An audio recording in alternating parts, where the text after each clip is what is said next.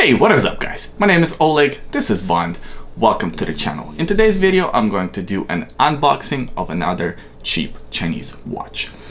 This one is Jaragar watch from gearbest.com. I bought mine during a flash sale. I paid $20 US, including shipping to Canada.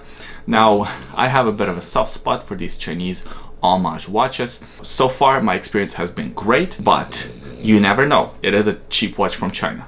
So let's open the box. So here's the box that the watch ships in. As you can see, it's not an actual watch box. It's just a card box to mail the watch with. Let's pop it open. Inside we have some paper, probably has my address on it. Don't want to show that. And here's the watch itself. It's just wrapped in a protective plastic. That's why I have my knife handy. And here's the watch. All right, it comes with the instructions manual, some cool logos here. As you can see, a few companies that are under the same umbrella. I actually did a video about this about a week ago. 5 things you should know before you buy a cheap Chinese watch. Watch that video if you're interested, especially if you're looking to buy one of these watches. I basically talk about how you never know what you're gonna get. You might buy a great watch for 20 bucks that works and it keeps great time and it looks good, or you might end up with something that you spend $20 on, but it doesn't get time, and also it breaks down after a week. So just a bit of a gamble that you take when you purchase one of these watches. But coming back to this one here, it actually feels pretty good. So when I purchased the watch and looking at it on the website, I thought it would feel hollow and light, if that makes sense. It's just something about this design. Just looking at it on the website, it felt like it's gonna feel very fake, for the lack of a better word. And obviously this is a brand new design, not homage or a copy of any other watch. Jaragar, they came up with this design all on their own. Obviously, I'm kidding, guys. This is a Breitling Navitimer Homage, heavy homage. Some might say a copy. All right, so let's zoom in a bit for a closer look here. All right, so taking a closer look at this watch, a few things that I noticed right off the bat that I didn't know. First of all, I didn't know it had this rotating bezel. The bezel action, it's bi-directional, and the bezel action feels pretty satisfying. I am surprised. It doesn't feel as great, as tight as perhaps a Seiko Flightmaster, but it does feel pretty good. Feels a lot better than it has any right to at the price that I purchased it at. It also has a nice domed crystal. I'm actually not sure what the material is, probably acrylic or something like that, but it does look pretty good. And the dial itself is done competently enough. It has applied indices for all the hour markings. There's a red arrow on the seconds hand. I wonder why they got that.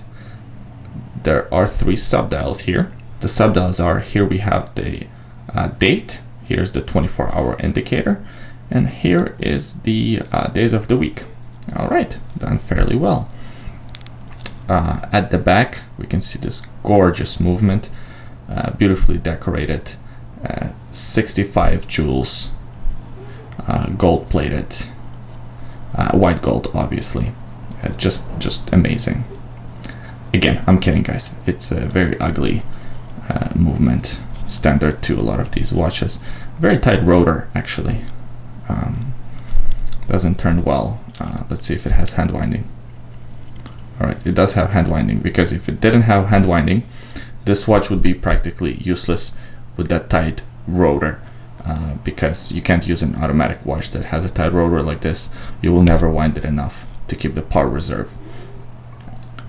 All right, my overall impressions are pretty good. Let's see what these pushers do. All right, so this one here changes days of the week. And this one here, all right, so this one changes the date. Not too bad, not too bad. Yeah, I am honestly a little bit impressed, and I say this in every video when I review one of these Chinese watches, but again, they exceed my expectations. I thought this was going to be a lot worse than it actually is. Again, it's not anywhere close to being a real thing Navitimer. I have had experience with some Navitimers before. I never actually owned one, but I've had them on my wrist. This doesn't feel nowhere close to that. Obviously, this is a $20 watch. Let's get real, guys. But it doesn't feel as bad as a fake Breitling Navitimer would. And again, I've had experience with fake Breitling Navitimers. When I was in New York, I was offered one to purchase. Obviously, I didn't buy one, but I just wanted to see what the fake Navitimer would look like, would feel like, and it felt very hollow, very light, and that's what I thought this watch would feel like, but it didn't.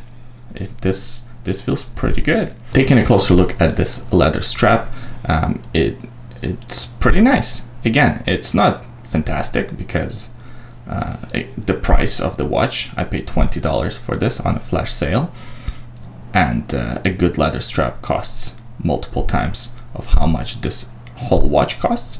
But it's done fairly well. It's plastic. Well, it's not plastic, but it's stiff, like a piece of plastic.